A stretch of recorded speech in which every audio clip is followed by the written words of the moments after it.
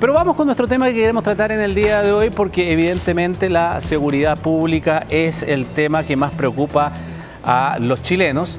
La persecución penal, efectivamente, de aquellos delitos, pero se mezclan varias situaciones. Lo veíamos incluso en algunos de los hechos policiales de las últimas horas, donde se han visto involucrados menores infractores.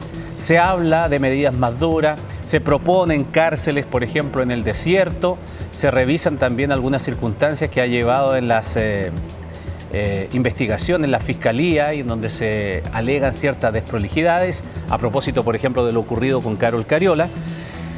Osvaldo Pizarro es el defensor nacional y está con nosotros aquí en el estudio justamente para hablar de todos estos temas, hacer una rápida revisión. ¿Cómo está? Bienvenido, muchísimas gracias por estar con nosotros. Muchas gracias por la invitación. Bueno, primero, como tenemos un poco más de tiempo para poder desarrollar los temas, hablemos primero de lo que es el rol que juega la Defensoría Pública, para que lo entiendan nuestros amigos televidentes, en el sentido de ser un contrapeso, por decirlo de alguna manera, ¿no?, en lo que es la administración de justicia en nuestro país. Sí, ese es precisamente el concepto más adecuado. Nosotros como institución somos el contrapeso a la institución que genera la persecución criminal en el sistema de justicia.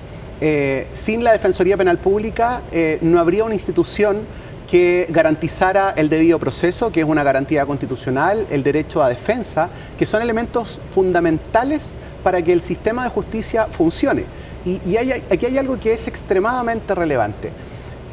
Más allá del resultado de una sentencia, ya sea que una sentencia sea condenatoria o absolutoria, lo importante es que esta sentencia sea una sentencia legítima. ¿Y qué significa que sea una sentencia legítima? Que efectivamente en el proceso de su dictación precisamente se hayan cumplido todas las garantías constitucionales que se le entregan a una persona para que esta sentencia tenga legitimidad. Más allá, vuelvo a plantear, de lo absolutorio o lo condenatorio.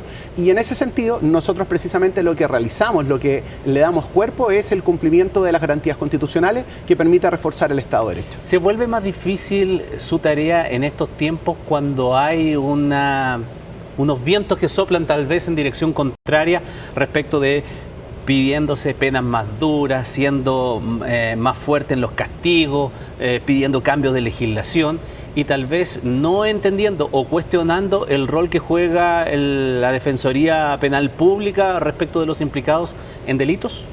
Bueno, la verdad que la Defensoría Penal Pública, desde su creación y desde la implementación de la reforma procesal penal, por ahí por el año 2002, cuando se implementa en Chile en la región de la Araucanía y en la región de Coquimbo, ha sido una institución que ha enfrentado precisamente los bemoles o los coletazos asociados a los discursos de seguridad pública, en orden a que es una institución que defiende a los delincuentes, es una institución que avala la puerta giratoria, es una institución que va contra el sistema de justicia, es una institución que no coopera, es una institución que abanderiza por la delincuencia.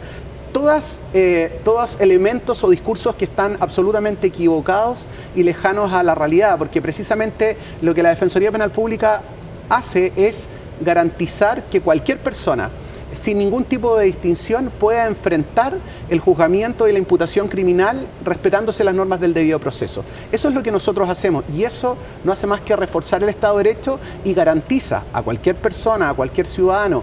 Nadie está libre de enfrentar el sistema de justicia criminal. Hoy lo hemos visto a nivel de comunicaciones más que nunca, en el fondo, el hecho de que cualquier persona necesita un defensor que técnicamente lo defienda y que pueda defender sus derechos ante el aparataje estatal completo. El Ministerio Público es un ente autónomo, constitucionalmente independiente, que tiene todo el poder, todos los auxiliares del sistema de justicia, a todas las policías destinadas a perseguir y generar la imputación de una persona. Y frente a eso necesita un contrapeso, y el contrapeso es la Defensoría Penal Pública. Vuelvo y digo lo que mencionaba en la pregunta anterior.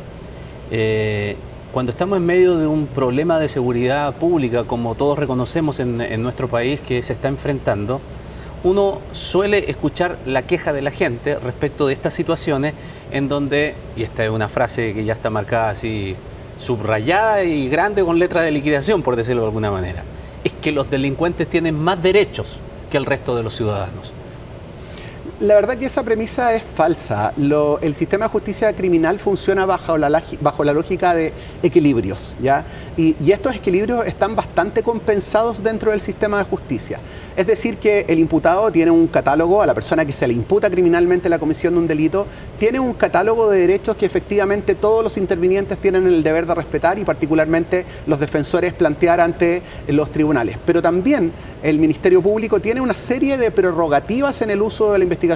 Puede desde realizar diligencias o medidas de investigación que no afectan derechos de las personas, pero también puede realizar y ejecutar una serie de medidas intrusivas que afectan garantías constitucionales y necesariamente esa dinámica del sistema de justicia está controlada en el rol que cada uno de estos intervinientes tiene por los tribunales de justicia, particularmente los jueces de garantía que controlan las primeras etapas o las etapas tempranas de una investigación. Por lo tanto, esa apreciación y percepción es falsa.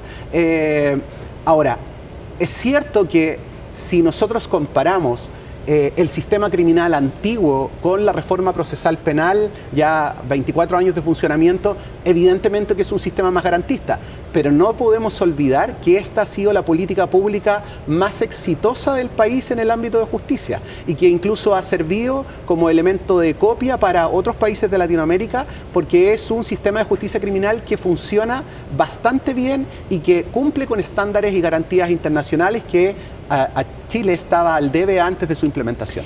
Mucha gente se pregunta o reflexiona o concluye a propósito de este 24 años de, sí, 24 años de funcionamiento de nuestro sistema modificado, de que si nos pasamos un poco al otro lado, es decir, de tener un sistema que era muy restrictivo, secreto, en donde quien investigaba también impartía justicia, etcétera, investigaba y decretaba las penas en primera instancia, a un sistema, insisto, en donde nos podríamos haber pasado hacia el otro lado en ser demasiado garantistas y tal vez colocando ejemplos como una de las claves que mostraba ahora, el sujeto que embistió a los inspectores municipales tenía decenas de detenciones. Un 38. Prontuario. ¿Cuánto eran? 38. 38. No quise decirlo antes porque creí que eran 34. 38 me corrige usted. Entonces, cuando la opinión pública escucha eso, le echan la culpa al sistema. Sí, dice, correcto. mire el sistema, lo detienen 38 veces y mire lo que pasa. No hay caso, no funciona. Mire, el sistema de justicia que ya tenemos implementado hace 24 años y desde su nacimiento ha tenido una serie de modificaciones legales que han ido esencialmente orientadas a endurecer este sistema. Han ido orientadas con criterios de seguridad pública, con criterios de reforzamiento a las facultades del Ministerio Público y que se ha modificado en pro de resguardar o de alguna manera poder restringir un poco lo que en algún momento se consideró como un sistema garantista. Pero no obstante eso, el sistema sigue manteniendo ciertos equilibrios que le permiten cumplir con los estándares internacionales. De hecho, si nosotros vemos países avanzados con sistemas de justicia ya consolidados a nivel europeo, por ejemplo, todos los sistemas de justicia tienen corte adversarial, es decir, donde las partes, léase en el caso de Chile, el Ministerio Público y la Defensoría Penal Pública o los abogados de la Defensoría Penal Pública se enfrentan en su posición y en los intereses y el tribunal tiene que resolver.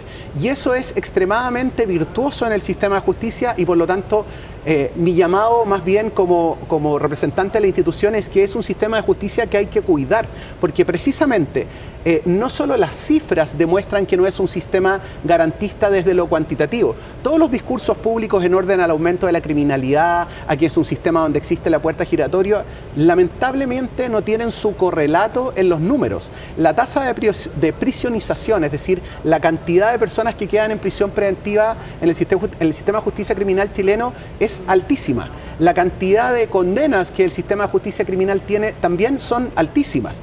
Pero eso no significa ni quita que nosotros podamos seguir sosteniendo este sistema con las garantías mínimas y básicas que nos permiten cumplir estándares internacionales y que nos permiten incluso entregarle confianza y mantener un Estado de Derecho. Defensor, en el fenómeno que estamos viendo de la delincuencia hemos visto lamentablemente y tristemente la participación de muchos menores de edad, muchos infractores de ley menores de edad. hemos visto especialmente en estos delitos que están relacionados con vehículos, portonazos, encerronas, etcétera, de que son menores de edad en muchos de los casos, y algunos también reiterativamente cometiendo este delito. Y hay entonces un cuestionamiento, estamos en tiempos de campaña también y seguramente el tema va a saltar, de que por lo tanto es necesario hacer aquí una modificación y que la responsabilidad penal sea modificada, que tal vez hay que bajar la edad y enfrentar entonces de otra manera a los infractores de ley menores de edad. Desde la Defensoría, ¿qué posición tiene? A ver, lo primero es que bajo el argumento desde lo cuantitativo de los números, nosotros podemos demostrar que desde el año 2010 hasta la fecha hemos tenido una baja sustantiva en los ingresos de causas de adolescentes o infractores de ley al sistema de justicia criminal. En términos simples, yo traje algunos números. Desde el año 2010, el porcentaje de causas que representaban a adolescentes que habían participado o que se les imputaba la comisión de un ilícito bordeaban el 8% de los ingresos a nivel nacional. Y esta cifra desde el año 2010 hasta aproximadamente el año 2020 fue decayendo hasta llegar aproximadamente a un 2.9%. Es decir, desde un 8% a un 2.9%. Después del año 2020, la cifra empezó a aumentar. No significativamente con el 8% que teníamos en el año 2010, sino que hasta el 10 de marzo de este año, 2025, hemos bordeado aproximadamente el 4,6% del total de ingresos. Es decir, una cifra que comparativamente al año 2010 llega aproximadamente a la mitad.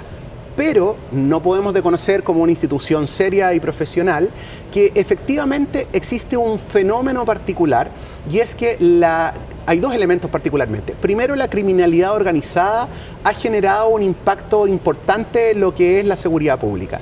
Y segundo, que la comisión de los delitos respecto de los adolescentes ha tenido una tendencia, no obstante su baja, a ser un poco más violentos.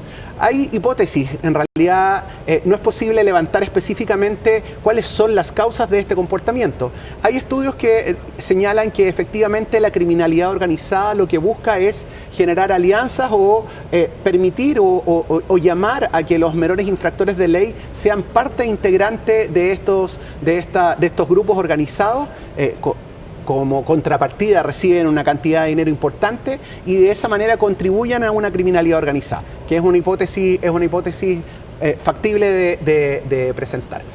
Pero también nosotros como institución sostenemos que la criminalidad adolescente no puede ser tratada o no puede ser disminuida con penas más altas, porque está claro que el aumento de penalidad en un determinado delito no va a significar un elemento disuasivo ex antes. Yo, si fuera un delincuente, no voy a decir, la pena de este delito es muy alta, no voy a cometer este delito, porque la dinámica de la comisión de delito generalmente es tan variable que podemos pasar de, por ejemplo, desde un hurto, que es un ilícito apropiatorio sin violencia, a un robo con violencia solo en cuestión de segundos. Entonces, normalmente ese no es un elemento disuasivo. Lo que nosotros sostenemos, y no nos oponemos a las modificaciones legales, sino que sostenemos como institución, si es que se van a hacer modificaciones legales, que éstas sean serias, avaladas por estudios, avaladas por cifras que permitan efectivamente poder sostener que si es que hay que hacer alguna modificación legal para reducir, por ejemplo, la edad de la responsabilidad penal adolescente, se haga de manera inteligente, de manera estudiada. Ahora, hoy creo que no es un buen momento. Si bien es cierto hay un momento político de campaña, hoy creo que no es un buen momento porque el país y particularmente los legisladores hace 2 años atrás dictaron una ley que precisamente lo que hace es modernizar la ley de responsabilidad penal adolescente. Y esta modernización, que fue la ley 21.527, está en una segunda etapa en el país. En una primera etapa empezó a funcionar desde las regiones de Arica hasta Coquimbo, con posterioridad a este segundo año 2025, desde el 13 de enero empezó desde la región del Maule hacia el sur, y la tercera y última etapa es la que corresponde a la zona centro de Chile, donde va a implicar efectivamente Santiago, desde el 13 de enero del año 2026, y lo que va a buscar precisamente, y lo que busca esta legislación, es hacerse cargo de las críticas que se le hacían a la ley de responsabilidad penal adolescente antes de esta modificación, que esencialmente, y eso hay consenso, era que existía una crítica muy fundada en orden a que los adolescentes no cumplían sus sanciones de manera adecuada. Y esta ley cambia ese paradigma y lo que hace es modificar la norma para establecer un sistema de intervención única que va a asegurar que las sanciones que son establecidas para un adolescente efectivamente se cumplan. Y eso es extremadamente relevante porque es un avance importante y nosotros creemos como institución que solo después de que eso ocurra podemos hacer un análisis en orden a si es viable o no poder hacer una modificación legislativa. Se entiende el argumento de que está en desarrollo los cambios. La pregunta es cuánto hay que esperar para ver si esos cambios realmente provocan un círculo virtuoso, defensor, porque también lo que hemos visto es que vemos reiteradamente que esas situaciones no se cumplen en el tiempo. Es decir, que si tenemos la capacidad efectivamente para que esas sanciones se hagan efectivas en la práctica. Hemos visto muchas veces de los jóvenes infractores de ley que cometen uno y otro delito, en donde cuando se revisa el prontuario hacia atrás, sí estuvo, pero tenía una reclusión, etcétera, y no se cumplió, o se escapó, o no fue nunca, o no hubo seguimiento, o el oficial que tenía encargado de la custodia, no sé cómo se llama, delegado, sí. El delegado le perdió la pista y quedamos en nada, quedamos en lo mismo. O sea, a mí me parece que la dictación de esta ley 21.527 es una oportunidad para establecer un proceso de evaluación. En las regiones grandes, por así decirlo, de Chile, empezó esta modificación desde el 13 de enero del 2025 y creo y me parece razonable y prudente que hacer una evaluación a finales del año 2026, cuando ya entre en un régimen completo a nivel país, y después de eso podemos establecer la posibilidad de hacer una evaluación y decir, bueno, modifiquemos la ley. Además, hay una institucionalidad nueva. El Servicio Nacional de Reinserción Social Juvenil es un organismo nuevo que viene precisamente a hacerse cargo de todas las críticas que tenía el Servicio Nacional de Menores en cuanto a este mix de funciones que tenía entre el ámbito proteccional y el ámbito infraccional.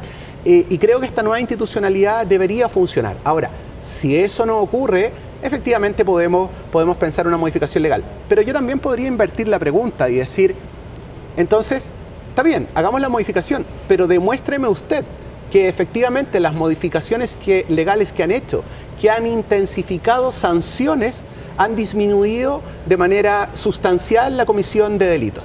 Pareciera que en los últimos 10 años, cuando uno hace un análisis de la intensificación de las normas para sancionar con penas más altas, con eliminar la posibilidad de penas sustitutivas, es decir, que la persona no cumpla en libertad su sanción, de asegurar con leyes como originalmente ocurrió con Ley Emilia, de que el cumplimiento de la sanción al menos por un año, de la sanción que se diere con ocasión de la comisión de un delito de conducción con resultado de muerte, fuere a lo menos un año de privación efectiva de libertad. La pregunta es, ¿han variado hacia la baja la comisión de esos delitos? Al parecer no. Entonces, más bien pareciera que en una institución, en un Estado de Derecho donde se vela por las garantías constitucionales, uno debería tomar una decisión más bien de esperar y hacer un análisis adecuado. Ahora, como institución seria y responsable, también sabemos que los temas de seguridad pública son un gran tema en el tapete. Eso es evidente. Antes que se nos vaya el tiempo, defensor, hemos asistido en estos días también al hecho de los cuestionamientos y el debate público a propósito del caso de la diputada Carol Cariola y las diligencias que ha llevado adelante la Fiscalía. Se debate mucho, hay argumentos para acá, hay argumentos para allá, que la oportunidad, no, pero es que la oportunidad también tiene que ser en un momento en que la diligencia pueda realizarse y que tenga la capacidad de realizarse con éxito, entonces se vería de esa manera.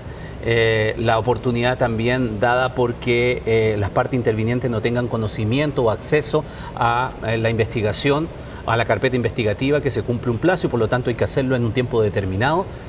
Pero la verdad es que desde el punto de las garantías personales, ¿eso se provoca un conflicto a su juicio o no? A ver, hay que tener algo clarísimo dentro del sistema de justicia criminal. El Ministerio Público es el organismo y la institución que tiene la obligación de investigar. Y dentro del paraguas normativo que respalda el rol del Ministerio Público, el Ministerio Público puede, dentro del contexto de una investigación, particularmente asociada a la comisión de determinados delitos, puede solicitarle a los tribunales de garantía que le autorice la dictación de ciertas medidas intrusivas. Y cuando hablamos de medidas intrusivas, son aquellas medidas que afectan garantías constitucionales. Por ejemplo, la orden de entrada, registro e incautación a un domicilio para obtener determinada evidencia, que es lo que ha ocurrido en el caso de doña Carol Cariola.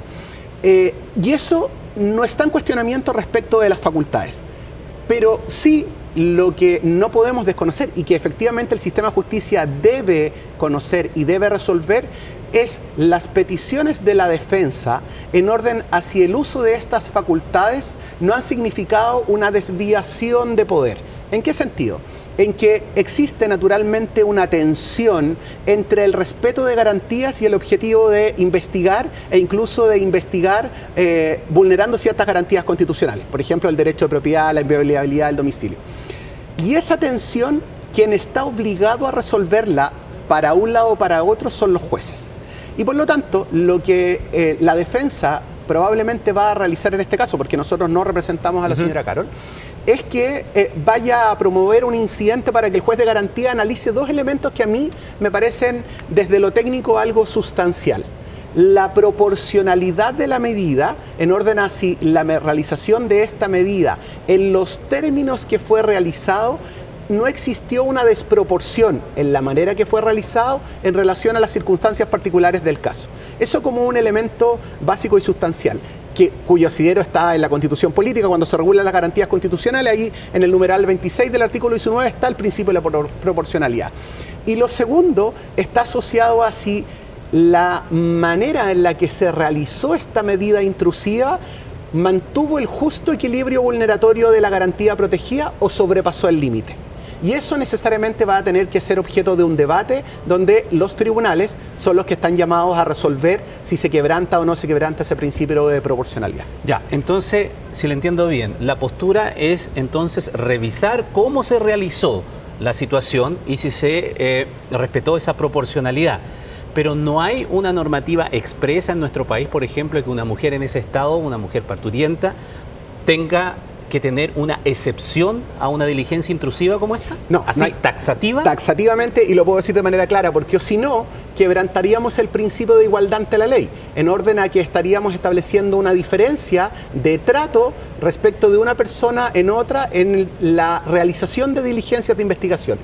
El tema no es ese, el tema está centrado particularmente en los criterios de proporcionalidad de la realización de esta medida propiamente tal, en orden a si efectivamente en cuanto a su intensidad cumplió o no la finalidad o excedió finalmente el objetivo cumplido por la manera y la forma que esto se realizó. Y hay algo que nosotros siempre hemos sostenido como defensa.